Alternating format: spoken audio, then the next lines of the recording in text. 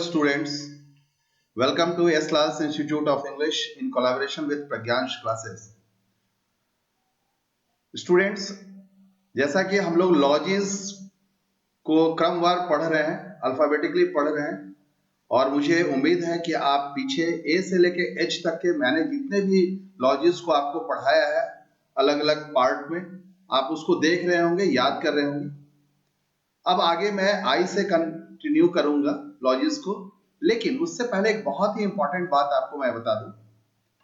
कुछ ऐसे ब्रांचेस होते हैं वोकैबुलरीज के, जिसको वोकैब्स भी बोलते हैं शॉर्ट में, उस पे ज्यादा फोकस करके लोग नहीं बताते हैं और ये रेयर मिलता है। कभी कभी किसी के चैनल पर मिल जाएगा, आपको यूट्यूब पे खोजेंगे तो बहुत ज्यादा नहीं मिलेगा। ग्रामर के चैप्टर्स बहुत ज्यादा मिलेंगे, लेकिन ये सब चैप्टर्स नहीं मिलता है।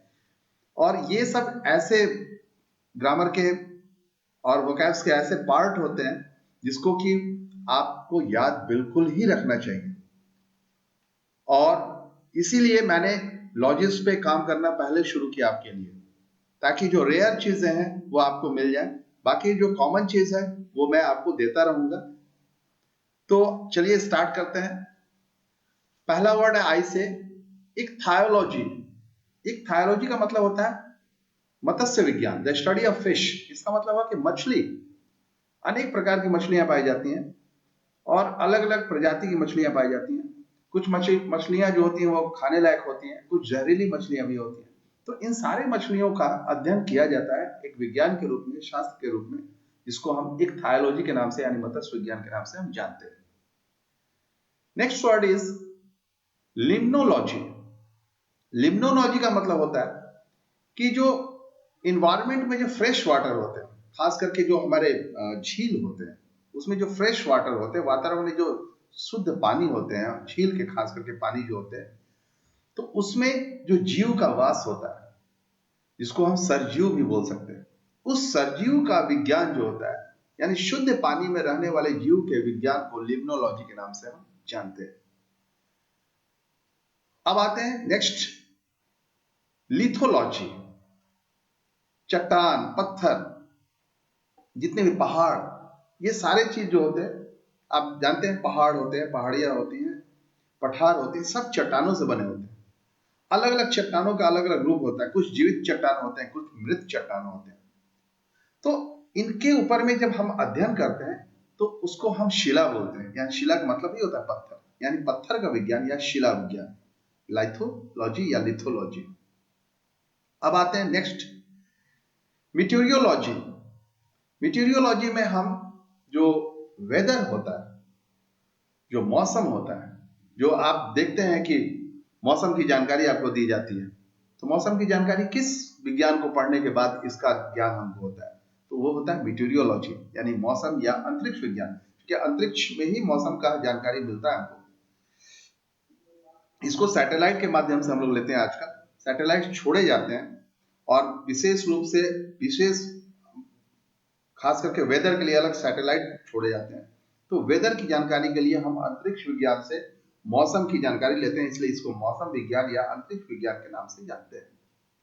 अब आता है दूसरा, मेट्रोलॉजी।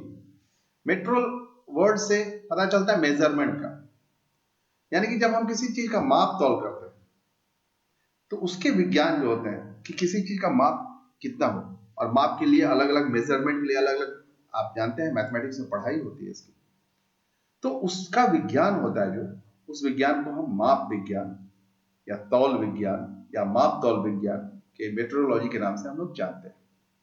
इसके बाद आता है माइक्रोबायोलॉजी। बायोलॉजी में मैक्रो और माइक्रो दो तरह की बायोलॉजी होती है। तो जो माइक्रो बायोलॉजी होती है उसमें जो सूक्ष्म जीव होते हैं, जो माइक्रो ऑर्गेनिजम्स होते हैं, और उसका ह्यूमन बॉडी पर क्या इफेक्ट पड़ता है, छोटे छोटे ऐसे अणु होते हैं या ऐसे जीवाणु होते हैं जिसका कि हमारे शरीर पे, ह्यूमन बॉडी पर उसका इफेक्ट पड़ता है। तो वो जो ऑर्गेनिजम्स होते हैं, वो जो जीव होते हैं, जो लघु जीव होते हैं, सूक्ष्म जीव होते हैं, उसके विज्ञान को हम सूक्ष्म जीव विज्ञान यानी कि माइक्रोबायोलॉजी के नाम से जानते हैं। अब आता है मिनरलॉजी। आप देख रहे हैं इसका रूट वर्ड मिनरल से जा रहा है। मिनरल का मतलब ही होता है खनिज। तो जो खनिज से संबंधित विज्ञान होते हैं अनेकों तरह के खनिज पाए जाते हैं हमारी धरती में, और उन पर अध्ययन किया जाता है, और अलग अलग तरह के खनिजों का गुण अवगुण, मानव के लिए हितकर अहितकर, ये सारे चीजों की जब जानकारी हम लेते हैं तो उसको हम खनिज विज्ञान में लेते हैं या खनिज शास्त्र में लेते हैं, और इसको मिनरलोजी के नाम से हम लोग जानते हैं। अब आता है म्यूजिकोलॉजी। म्यूजिकोलॉजी मतलब म्यूजिक से रिलेटेड। जब हम कोई स्कॉलरली बात करते हैं म्यूजिक पे, कोई शास्त्रगत बात करते हैं संगीत पे, जानते हैं संगीत के लिए अलग अलग विधाएं होती हैं। संगीत शास्त्र में अलग अलग तरह का संगीत होता है, गायन होता है, वादन होता है, नृत्य होता है, पाश्चात्य संगीत होते हैं, शास्त्रीय भारतीय शास्त्रीय संगीत होते हैं। सब अलग अलग कंट्रीज में अलग अलग तरह के संगीत होते हैं, अलग अलग तरह के वाद्य यंत्र होते हैं। तो अनेकों जो हजारों वाद्य यंत्र हैं, हजारों तरह के राग हैं, अलग अलग समय पे गाए जाते हैं। ये सब उसका मानव शरीर पर प्रभाव पड़ता है, मानव मन मस्तिष्क पर प्रभाव पड़ता है। कि ये बड़ा ही सूक्ष्म विज्ञान है म्यूजिकोलॉजी, जिसकी की चर्चा साम वेद में भी की गई है। हिंदू वेद जो होता है, तो उसमें साम वेद जो होता है, पूरी की पूरी संगीत पे उसमें चर्चा होती है। तो इसको हम म्यूजिकोलॉजी में, संगीत शास्त्र में पढ़ते हैं। अब आते हैं हम माइकोलॉजी पे, जो फंजाइज होते हैं, जो कवक होते हैं, जो बायोलॉजी का एक पार्ट होता है, उसमें हम लोग फंजाइज के विषय में पढ़ते हैं। तो उसको हम कवक विज्ञान यानी कि माइकोलॉजी के नाम से जानते हैं। अब आते हैं नेक्स्ट वर्ड एम से जो हमारा मिलता है, मेर्मोकोलॉजी। मेर्मोकोलॉजी का मतलब होता है द स्टडी ऑफ एंड्स, यानी कि जो चींटियां होती हैं। चींटियां कई प्रकार की चींटियां होती है, बड़ी छोटी, उड़ने वाली, कई तरह की चींटियां होती हैं। और सारी चींटियों का अपना अपना अलग अलग तरीके का कैरेक्टर होता है, उसका अपना चरित्र होता है, अपना पहलू होता है, अपना उसका तरीका होता है। तो वो सारे चींटियों का जब अध्ययन करते हैं तो उसको चींटी विज्ञान यानी कि माइकोलॉजी के नाम से जानते हैं। लास्ट वर्ड जो एम से आ रहा है उसका नाम है माइथोलॉजी, जिसको कि पुराण शास्त्र भी बोलते हैं। जो मीथ्स होते हैं हमारे, जो पौराणिक बातें होती हैं, जो पुरानी दंत कथाएं होती हैं, वो सब सारे चीज को जब हम लोग पढ़ते हैं तो इसको पुराण विज्ञान या पुराण विद्या या रूप विज्ञान के नाम से भी जानते हैं।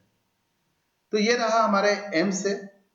अब आते हैं हम लोग एन अल्फाबेट से कुछ इंपॉर्टेंट जो लॉजीज है उसको पढ़ते हैं। अब आता है नेफोलॉजी।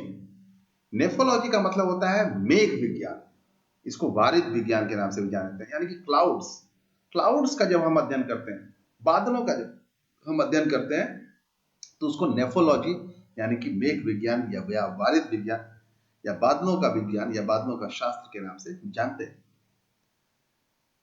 अगला वर्ड है नेफ्रोलॉजी। नेफ्रोलॉजी में जो किडनीज हमारे होते हैं, जो हमारे गुर्दे होते हैं, जो उनकी संरचनाएं होती हैं, उसके जो डिजीज उससे बनते हैं और उसके जो कार्य होते हैं, इन सारी चीजों को जब एक साथ हम लोग अध्ययन करते हैं, यानी कि गुर्दे, उसकी संरचना, उससे उत्पन्न होने वाले उसमें जो अलग अलग तरह के रोग, इन सारी चीजों को जब हम लोग एक साथ अध्ययन करते हैं तो उसको हम गुर्दा या उसकी संरचना के कार्य या उस पर आधारित एक जो ग्रंथ है या विज्ञान है, उसको हम नेफ्रोलॉजी के नाम से जानते हैं। एक प्रकार का यह मेडिसिन का ब्रांच हो जाता है जो संबंधित होता है हमारे गुर्दे से और उसके रोग से। अब आते हैं न्यूरोलॉजी। न्यूरो वर्ड से ही स्नायु या तंत्र का मीनिंग निकलता है। जो हमारी तंत्रिकाएं होती हैं, स्नायु होती हैं, नर्व्स होते हैं, नस होते हैं हमारे शरीर में, जो उस पे जब विज्ञान बनता है, उसका जब अध्ययन किया जाता है तो उसको तंत्रिका या स्नायु विज्ञान बोलते हैं। बहुत ही महीन विज्ञान है, ये बहुत ही सूक्ष्म विज्ञान है। आप देखे होंगे कि वैक्सीन लगते हैं, कुछ ऐसे वैक्सीन होते हैं जो नर्व्स में दिए जाते हैं, हर किसी को देने भी नहीं आता उसको, और वो बहुत ही मुश्किल होता है। तो नर्व्स का कनेक्शन जाल जो होता है पूरे शरीर में, तंत्रिका तंत्र जब पढ़ते हैं हम, तो उसमें हम लोग सीखते हैं कि कितने नर्व्स के जाल हमारे बॉडी में होते हैं और कैसे इंटरकनेक्टेड एक दूसरे से होता है। तो ये बड़ा जबरदस्त विज्ञान है, इसको न्यूरोलॉजी के नाम से, तंत्रिका या स्नायु विज्ञान के नाम से हम लोग जानते हैं।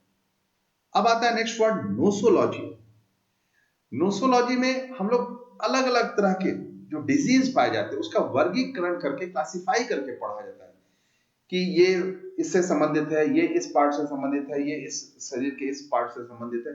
तो वर्गीकृत करके, रोगों का जो वर्गीकरण करके, क्लासिफिकेशन करके जब हम उसका अध्ययन करते हैं तो उसको हम रोग वर्गीकरण विज्ञान के नाम से जानते हैं।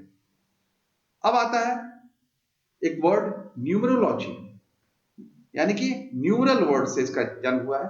खास करके जो नॉन मैथमेटिकल सेंस जो हमारे बनते हैं, खास करके जो नंबर्स पे स्टडी करते हैं, यानी कि अंक शास्त्र जिसको हम लोग बोलते हैं। तो जब हम अंक शास्त्र का अध्ययन करते हैं तो उसको हम न्यूमरोलॉजी के नाम से जानते हैं। अब आते हैं डियर स्टूडेंट्स, अल्फाबेट ओ पे। ओ पे पहला वर्ड आता है ओशियनोलॉजी। इसका उत्पत्ति या उद्भव जो है ओशियन से हुआ है, यानी कि समुद्र विज्ञान। जब हम किसी समुद्र का वर्णन करते हैं, समुद्र हो, महासमुद्र हो, सागर, महासागर, ये सारे चीज इसमें इंक्लूड हो जाते हैं, तो उसको हम समुद्र विज्ञान के नाम से जानते हैं। अब आता है ओडोंटोलॉजी। ओडोंटोलॉजी का मतलब होता है जो हमारे दांत भगवान ने दिए हैं जानवरों में, मानव प्राणी में, सारे दांत का जो स्ट्रक्चर होता है, यहां पर स्ट्रक्चर की स्पेलिंग थोड़ी सी मिस्टेक हो गई है, आई लिखा गया है टी के जगह पे।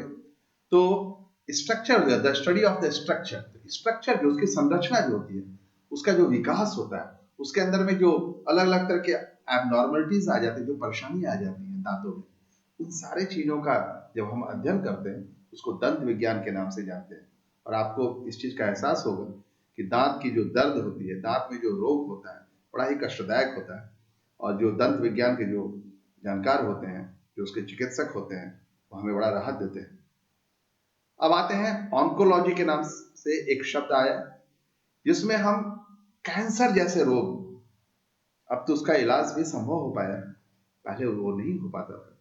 तो कैंसर जैसे रोग का जब हम अध्ययन करते हैं, उसका विज्ञान जब पढ़ते हैं, तो उसको अब अर्बुद विज्ञान के नाम से हम लोग जानते हैं। नेक्स्ट वर्ड आता है ऑन्टोलॉजी।